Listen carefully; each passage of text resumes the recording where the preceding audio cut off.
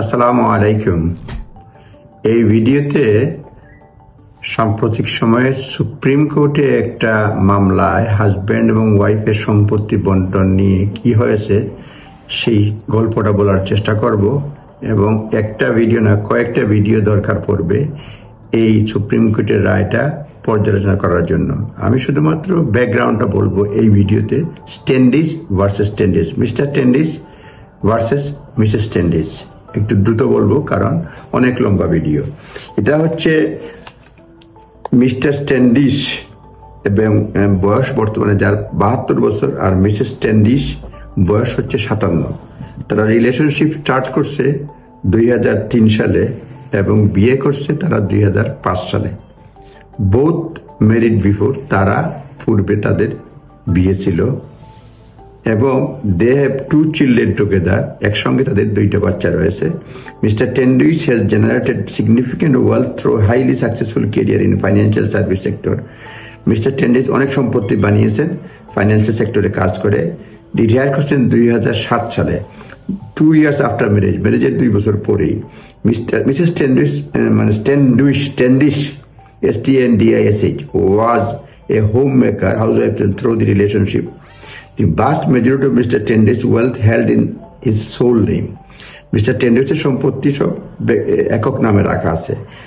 Until 2017, মানে এটা একক নামে ছিল, যখন mister Standish transfer 80 million pound to Mrs Standish for the purpose of tax planning. ট্যাক্সের কারণে, ট্যাক্স সেভ করার জন্য, ট্যাক্স যাতে না দিতে হয়, লিগেলি উনি সম্পত্তি ট্রান্সফার করছেন 80 মিলিয়ন পাউন্ড তার ওয়াইফের নামে।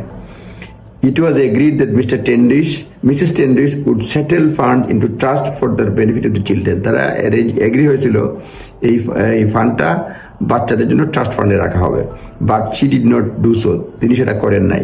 Mrs. Standish subsequently issued divorce proceedings in April 2020. 2020 সালে ডিভোর্স প্রসিডিং শুরু করছেন Mrs স্ট্যান্ডিশে।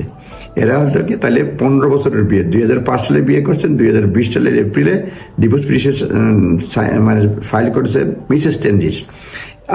At final hearing in হাইকোর্টের ফাইনাল হিয়ারিং কি হয়েছে, টোটাল অ্যাসেট দেখা গেছে 132 মিলিয়ন পাউন্ড, মানে এই হাজব্যান্ড এবং ওয়াইফের টোটাল অ্যাসেট হলো 132 মিলিয়ন পাউন্ড। তার মধ্যে 112 মিলিয়ন পাউন্ড হয়েছে ম্যাট্রিমোনিয়াল, যেটা বিয়ের পরে হয়েছে বা বিয়ের ফসল ধরে নেওয়া হয়, including 80 million pound investment fund transfer to Mrs Standish. এই 80 মিলিয়ন পাউন্ড যে ট্রান্সফার করছিলেন ট্যাক্স পারপাস, সেটা সহ 112 মিলিয়ন পাউন্ড এটা হাইকোর্টে বিবেচনা করেছে। এটা ম্যাট্রিমোনিয়াল অ্যাসেট, যেটা অ্যাসেটটা ডিস্ট্রিবিউট হবে 2 পার্টির মধ্যে, এই ম্যাট্রিমোনিয়াল অ্যাসেট।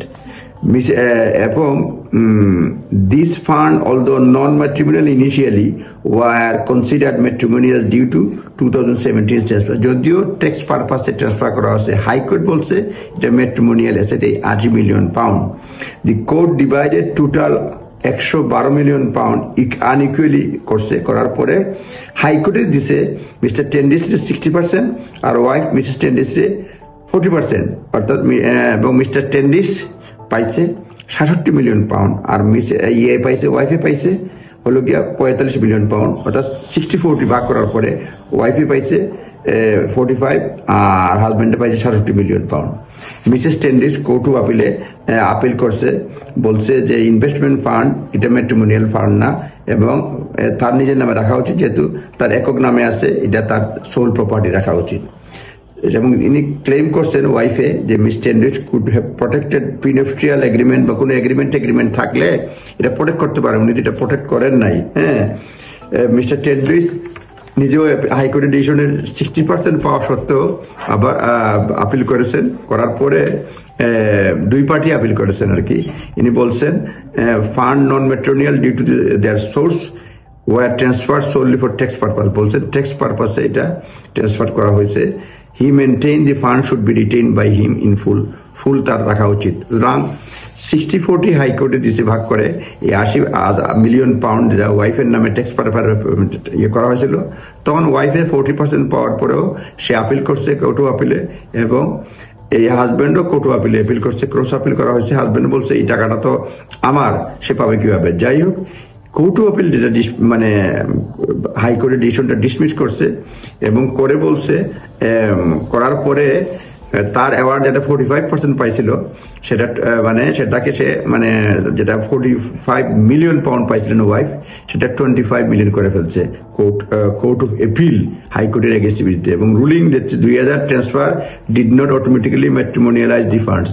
এই যে 80 মিলিয়ন পাউন্ড 2017 সালে হাজবেন্ড ট্রান্সফার করছিল এটা বলছে যে না এটা ওয়াইফের মানে যৌথ সম্পত্তি যাবে না, এটা তার থাকবে।